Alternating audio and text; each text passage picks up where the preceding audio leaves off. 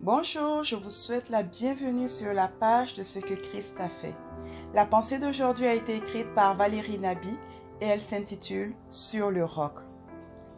Dans l'article d'un journal relatant d'un tremblement de terre dans le Cachemire et le nord-est du Pakistan en 2005, qui tua plus de 73 000 personnes et qui détruisit plus de 600 000 maisons, il est écrit ceci. Les gens continuent de construire les mêmes maisons qui ont tué leurs voisins. Étonnant, n'est-ce pas? Moi, je pourrais pousser plus loin en disant que les gens continuent de construire les mêmes maisons qui ont failli leur coûter la vie autrefois. Jésus conclut son sermon sur la montagne avec une déclaration digne d'un expert en construction. Il dit ceci: « Celui qui bâtit sur le sable, quand la tempête, le vent, la pluie, les tremblements de terre viendront, la maison sera détruite et en ruine. Mais celui qui bâtit sur le roc, ses intempéries viendront et cette maison restera debout, inébranlable. » Nous voyons cela dans Matthieu 7, versets 24 à 27. Quelle est la différence entre ces deux maisons? Le fondement, le sable versus le roc. Vous l'aurez bien compris, la maison représente nos vies et le fondement solide, le roc, qui est la parole de Dieu. Certains me diront qu'ils connaissent bien ce verset et que ce dernier a même déjà été expliqué aux enfants. Mais j'ose te poser la question suivante. Comment est ta maison aujourd'hui? Soyons honnêtes dans notre réponse. La qualité du fondement n'est testée que par les intempéries. Tu as essayé plusieurs sortes de fondations dans les différents aspects de ta vie, mais ça n'a pas tenu. Tu as essayé de faire comme d'autres, mais ça ne tient toujours pas. Tu continues à vouloir construire les mêmes maisons qui ont tué tes voisins. Les mêmes causes produisent les mêmes effets.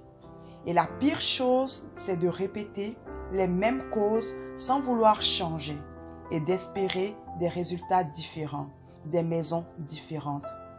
Quelle est la solution? Tout simplement la parole de Dieu. Tu veux que ton couple tienne? Bâtis ou commence à bâtir sur la parole de Dieu. Tu veux une famille solide? Bâtis sur la parole de Dieu. Tu veux des affaires et des entreprises solides? Bâtis sur la parole de Dieu. Tu veux mener une vie de pureté avant ton mariage? Bâtis sur la parole de Dieu. Nomme l'aspect de ta vie que tu veux bâtir et je te répondrai, bâtis sur la parole de Dieu. Bâtir ne veut pas juste dire réciter la parole de Dieu. Jésus le dit. Celui qui écoute ma parole et la met en pratique sera semblable à un homme qui a bâti. Donc, il y a une volonté et un désir de plonger notre regard dans la parole de Dieu, mais aussi le désir de la mettre en pratique, d'y marcher et d'y obéir. C'est ainsi qu'elle devient un roc pour nous. Dieu honore et bénit ceux qui marchent dans sa parole, car lui-même veille sur sa parole pour l'accomplir. Jésus nous a donné lui-même l'exemple de construction. Il dira à Pierre, qui lui dit suite à une révélation, qu'il est le Christ. Jésus dira ceci à Pierre. « Et moi, je dis que tu es Pierre, Pétros, qui signifie petit caillou ou caillou mobile. Et sur cette pierre, Pétra, qui signifie grand bloc de rocher, sur la révélation de ce que tu as dit. Je bâtirai mon église et les portes du séjour des morts ne prévaudront point contre elle.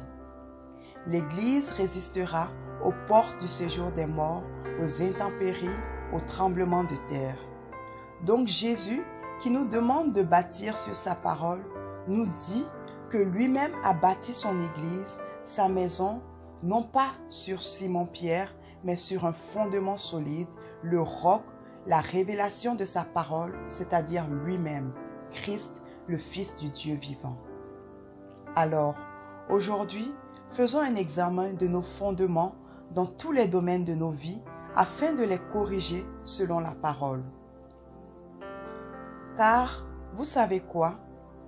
Les tremblements de terre, les intempéries viendront certainement, mais que nos maisons ou encore que nos vies restent debout et inébranlables au nom de Jésus. Soyez bénis.